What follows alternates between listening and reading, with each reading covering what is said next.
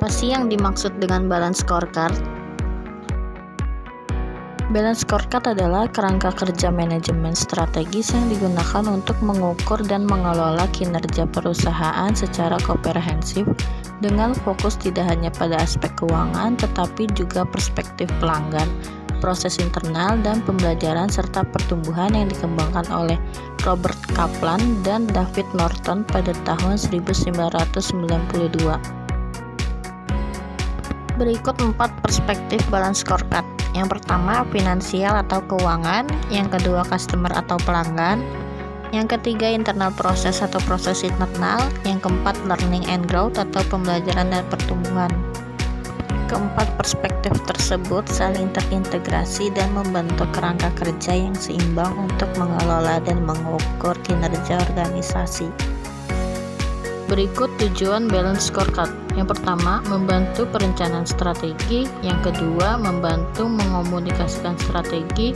Yang ketiga, membantu mendorong kolaborasi antar divisi. Yang keempat, membantu menghubungkan tujuan strategis dengan tindakan operasional. Yang kelima, membantu menyusun job deskripsi karyawan. Yang keenam, membantu meningkatkan pemahaman dan keterlibatan karyawan. Selanjutnya ada manfaat balance scorecard. Yang pertama, meningkatkan fokus pada strategi dan hasil. Yang kedua, menghubungkan tujuan jangka pendek dengan visi jangka panjang. Yang ketiga, memfasilitasi komunikasi dan penyelarasan tujuan di seluruh organisasi.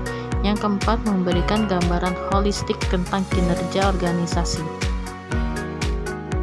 Berikut langkah-langkah implementasi balance scorecard. Yang pertama, tentukan visi dan strategi. Yang kedua, identifikasi perspektif dan tujuan. Yang ketiga, buat peta strategi. Yang keempat, tetapkan indikator kinerja atau KPI. Yang kelima, monitor dan inovasi. Implementasi balance scorecard bukan sekedar menyusun KPI, tapi menciptakan sistem manajemen strategis yang menyeluruh dan berkesinambungan. Berikut ada contoh peta strategi. Yang pertama, visi dan strategi. Yang kedua, tujuan keuangan. Yang ketiga, tujuan pelanggan. Yang keempat, tujuan proses internal. Yang kelima, tujuan pembelajaran dan pertumbuhan. Yang pertama, visi dan strategi adalah fondasi utama yang mengarahkan semua tujuan. Yang kedua, tujuan keuangan diturunkan dari visi dan strategi karena keuangan adalah salah satu indikator utama kesuksesan. Yang ketiga, tujuan pelanggan mengikuti tujuan keuangan, karena kepuasan pelanggan berdampak langsung pada kinerja keuangan. Yang keempat, tujuan proses internal dirancang untuk mendukung pencapaian tujuan pelanggan dan keuangan. Yang kelima, tujuan pembelajaran dan pertumbuhan menjadi dasar untuk meningkatkan kapabilitas organisasi yang pada akhirnya mendukung proses internal pelanggan dan keuangan. Berikut contoh indikator kinerja KPI. Yang pertama, keuangan, ada ROI atau Return of Investment, laba bersih dan arus kas. Yang kedua, pelanggan, ada kepuasan pelanggan dan retensi pelanggan. Yang ketiga, proses internal, ada waktu siklus produksi dan kualitas produk. Yang keempat, pembelajaran dan pertumbuhan, ada jumlah jam pelatihan dan tingkat inovasi. Ada beberapa tantangan dalam implementasi balance scorecard. Yang pertama, kesulitan dalam menentukan KPI yang relevan. Yang kedua, resistensi dari karyawan terhadap perubahan. Yang ketiga, kebutuhan akan data yang akurat dan tepat waktu. Yang keempat, memastikan penyelarasan tujuan di seluruh departemen. Balance scorecard mempunyai keunggulan dan kekurangan. Keunggulannya yang pertama, meningkatkan perencanaan kualitas. Yang kedua, meningkatkan manajemen kinerja personel.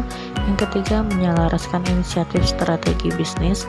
Yang keempat, balance scorecard memberikan gambaran yang lebih lengkap tentang kinerja organisasi, tidak terbatas pada aspek keuangan saja.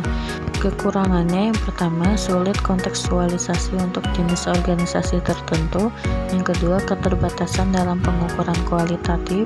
Yang ketiga, memerlukan dukungan daripada pemimpin. Yang keempat, implementasi balance scorecard membutuhkan waktu dan sumber daya signifikan. Kesimpulan dari materi ini adalah balance scorecard adalah alat yang efektif untuk mengelola strategi dan kinerja organisasi, membantu organisasi mencapai keseimbangan antara tujuan keuangan dan non-keuangan. Implementasi yang sukses membutuhkan komitmen, data yang akurat, dan komunikasi yang baik. Sekian dari saya, sampai jumpa di video selanjutnya.